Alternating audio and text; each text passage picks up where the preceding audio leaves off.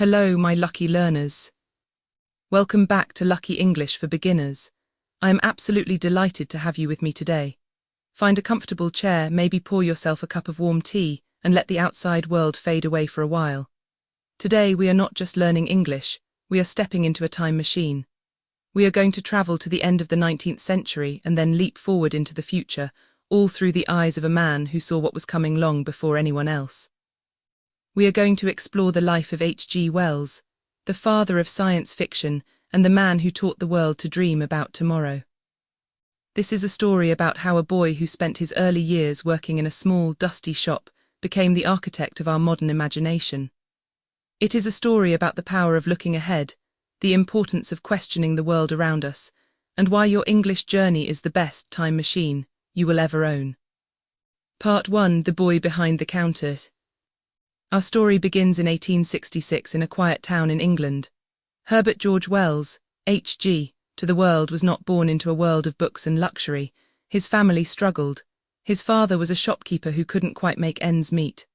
As a young man, H.G. had to leave school to work in a draper's shop, a place where they sold fabric and clothes. It was a hard, long and lonely life. He stood behind the counter for 12 hours a day, folding cloth and waiting for customers who rarely came. But H.G. didn't let the walls of that shop define his world. When he had a moment, he would hide a book under the counter. He would read about biology, about the stars, and about the societies of the future. He realized that the shop was small, but his mind was infinite. He learned the greatest secret of all. Your circumstances can be narrow, but your imagination can be as vast as the universe. Part 2: The Architect of Tomorrow. When H.G. finally escaped the shop, he studied hard and became a writer. But he didn't want to write about the past. He didn't want to write about the quiet lives of villagers. He wanted to write about the what if. What if a man could travel through time? What if we could become invisible? What if visitors came from Mars? He wrote The Time Machine, The Invisible Man and the War of the Worlds. He saw the future. He saw planes, he saw tanks, he saw space travel, and he saw the way the world would change. He didn't just write stories, he wrote blueprints for the future. He showed us that the world is always in the process of becoming something else. As a learner of English, you should feel this same energy. The you of tomorrow is not the you of today. You are always evolving, always traveling forward and always becoming more fluent.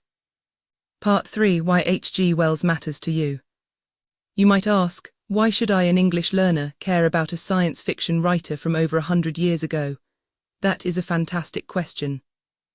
H.G. Wells is important because he teaches us the importance of vision. He didn't see the world as finished. He saw it as a work in progress. When you learn English, you must have vision. Don't look at your grammar book and see a finished, static set of rules. See it as a toolkit that you are using to build your future life. When you have a vision of where you are going, the daily work of studying becomes a mission, not just a task. Vision turns I have to study into I am building my future. Part 4: The Art of the What Ifs. H.G. Wells's whole career was built on the question, what if? What if we could see the future? What if we were not alone in the universe? In your English journey, keep asking what if?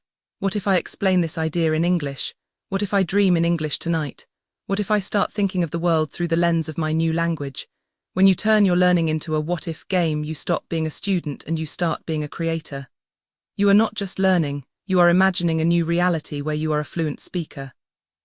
Part 5: The Courage to Dream Big. H.G. Wells was often mocked for his wild ideas. People told him that travel to the moon was impossible and that his stories were just for children. But he never stopped writing. He had the courage to dream bigger than the people around him. In your English journey, you might have people who don't understand why you are working so hard.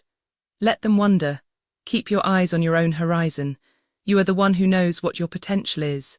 Don't let the small dreams of others limit the big dreams you have for yourself. Part 6: The Language of the Future. Wells saw that language is the technology of human thought. He believed that the more words we had, the more things we could understand. Every time you learn a new English word, you are upgrading your internal software.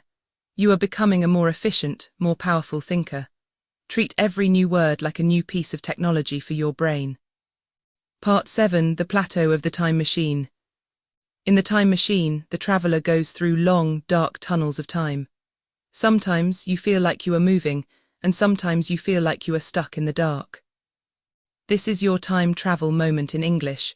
When you feel like you aren't improving, you are actually just traveling through a tunnel of growth. You are going somewhere new. Trust that you will come out on the other side. You are not stuck. You are moving forward even if the progress is invisible. Part 8. The importance of detail. Wells described his inventions with such precision that people actually believed they were real. Start noticing the precision in English. Notice how the word, the changes the meaning of a sentence. Notice how the past tense changes the feeling of a story. Details are the gears that make the machine of language run. Part 9. The magic of what if. What if I could change the world? That is the question that drove Wells his whole life. Ask yourself, what if I could use English to help someone else? When you connect your English to a purpose larger than yourself, you will never get bored. Purpose is the ultimate battery. Part 10. Your story is still being written. Wells didn't become a master overnight. He struggled for years. Your English journey is also a struggle that will lead to a masterpiece. Be patient. Every draft of your English, every conversation, every essay, every error is part of your masterpiece. Part 11. The power of persistence. Wells wrote dozens of books. He was a machine of productivity. Your consistency, your daily habit of practicing is what will make your future real. Keep your habit alive no matter how small it is. Consistency is the secret to everything. Part 12. You are the inventor. In his books, Wells invented worlds. In your life, you are inventing yourself.